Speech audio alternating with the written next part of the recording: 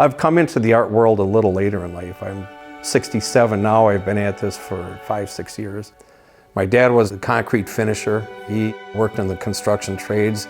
I learned carpentry skills through him. I was in the fire department. Look at that and say, an accomplished carpenter, an accomplished firefighter. These are things that but an artist is a whole different, that's a whole different ballgame.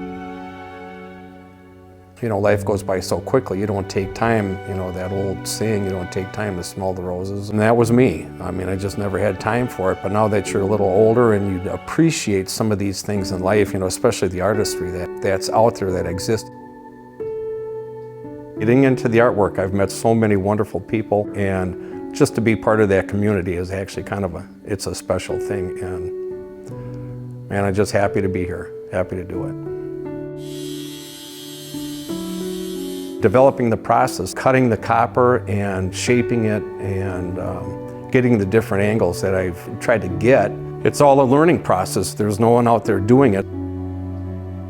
When you look at an artist like Jackson Pollock, when you look at his paintings, there's a pattern there, it's in order. You look at a Van Gogh, they're wonderful, they're beautiful. And those two words I don't use in my vocabulary very often, but they're very befitting. You look at a Frank Lloyd Wright home or a building that's designed, totally original, totally. And I'm not comparing myself to any of these people at all, but these are people that want to strive to become like. When you can take an idea that's in your mind conceptually, and then you can transfer that and build that. Tables that I've come to, I think every one of them I've put together, I've got to a midway point. I build them with wood first, and you can see it, and they're gonna work, but then when you start building in copper and you get halfway through, and you look at those pieces and you think, man, that's not gonna work. You get to the halfway point, well, you can't give up on that piece. You have to keep pushing forward. When people come through, I've done many art shows, and when they look at your artwork and it conveys to them exactly what I designed it to do, man, there's no feeling like it.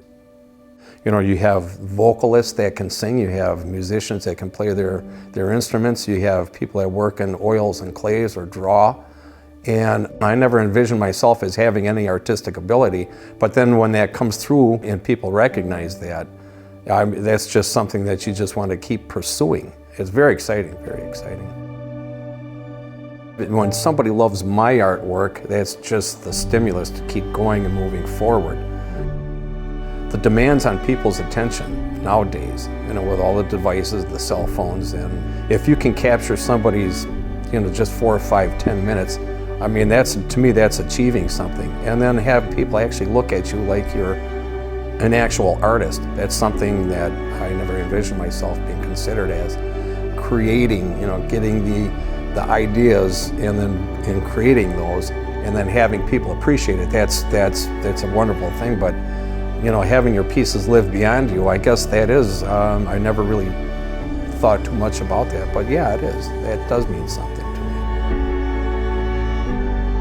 me. I can't say as I ever feel like I'm arrived. I don't know if any artist has felt that. Maybe they do, but you just want to keep going with it. Working in copper, it's a lot more challenging. It's very easy to get carried away and get almost too involved with the piece that you're working on, because you always want to do better and you always want to create something better. When you create a piece, man, that lives way beyond you. That could be wishful thinking, but who knows? We'll see. We'll give it a shot.